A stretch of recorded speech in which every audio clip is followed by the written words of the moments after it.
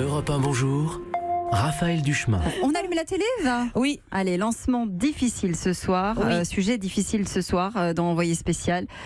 Sujet rarement abordé, c'est vrai. Hein. Exactement, la pédophilie dans l'univers du sport. L'équipe d'Envoyé spécial a suivi Sébastien Bouet. Il est ancien rugbyman.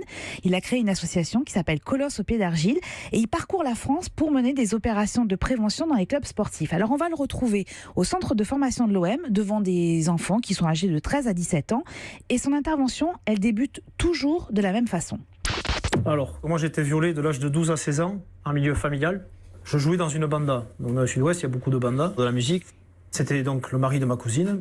Mes parents avaient tellement confiance en lui qu'il fallait que je parte avec lui et que je rentre avec lui tous les vendredis soirs. Tous les vendredis soirs, avant de me ramener, il me violait. 5 minutes après, il buvait le café avec mes parents. Alors Sébastien Bouet s'est lancé à corps perdu dans cette lutte contre la pédophilie. Il a très vite mesuré l'omerta qui pèse dans ce milieu, mais il continue son combat pour toutes les victimes, comme Nathan, que vous allez pouvoir entendre. Il a été agressé sexuellement par un prof de gym et il raconte ce qu'il a ressenti. Je me souviens d'une sidération violente, une sidération du corps, ne plus oser bouger d'1 millimètre, un blocage de la parole, ne pas oser crier, ne pas oser lui dire ne serait-ce que d'arrêter en fait. De la sidération, la peur de parler, de se confier même à des proches. Finalement, Sébastien Bouet, il est devenu un peu le confident de tous ces jeunes hommes et de toutes ces jeunes femmes qui ont été victimes.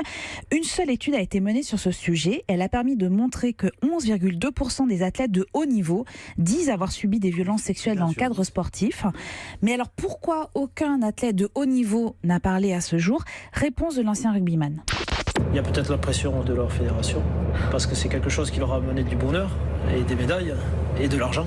Et voilà, en retour, c'est dommage de salir ce sport, parce qu'il m'a donné du plaisir quand même d'un côté. Donc je pense que c'est pour ça aussi que des sportifs de haut niveau ne parlent pas encore.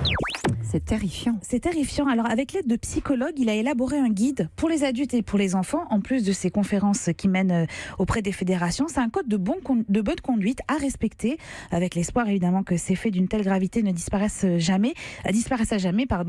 C'est une enquête absolument édifiante, mais qu'elle mérite quand même de lever le voile sur un tableau. Il est un peu tout seul avec son bâton de pèlerin. Pour l'instant, il est tout seul. D'autres exemples que lui. Et non, pour l'instant, il est tout seul à faire ça en France. C'est la seule association qui se bat pour ça. C'est où ça ? Voilà. Pardon ? Il y en a d'autres à l'étranger Ils n'en parlent pas dans le sujet à l'étranger, donc je ne voudrais pas m'avancer, mais en France, c'est le seul à le faire.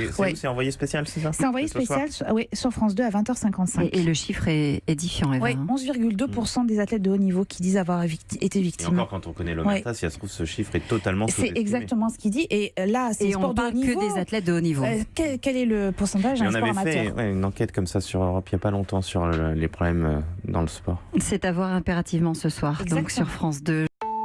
Europe. Europe 1.